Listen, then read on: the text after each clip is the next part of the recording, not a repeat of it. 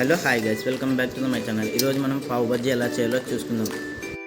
ముందుగా అయితే బన్నులు అయితే తీసుకోవాలి. తర్వాత కట్ చేసుకొని పెట్టుకున్న టమాటోలు ఒక 2-3 తీసుకోవాలి. తర్వాత నెయ్యి ప్యాకెట్లు కావాలి.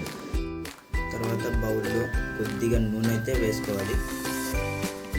ఇలా అలా వేసుకోండి. తర్వాత 2 యాలకులు అయితే తీసుకొని వేసుకోవాలి. తర్వాత ఒక చెక్క లేదా 2 చెక్కలు వేసుకోవాలి. ఒకటైతే కరెక్ట్ సెట్ అవుతుంది. తర్వాత లవంగాలు వేసుకోవాలి. మీతో సోంపు ఉంటే వేసుకోండి, లేదంటే స్కిప్ చేసేసేయండి. తర్వాత జీలకర్ర వేసుకోవాలి. తర్వాత మీకు తగినంత మిరియాలు వేసుకోండి.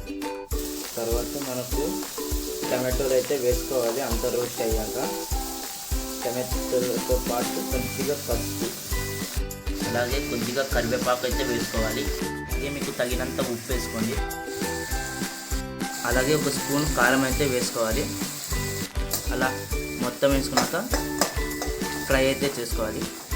కొద్దిగా కారం ఎక్కువ తినేవాళ్ళు ఉంటే కారం ఎక్కువ వేసుకోవచ్చు. దీంట్లో సోంపు మీకు వీలైతే వేసుకోండి, లేదంటే లేదు. అలాగే కొద్దిగా చక్కెర అయితే యాడ్ చేసుకోవాలి. కొద్దిగా అంటే కొద్దిగానే, ఎక్కువద్దు.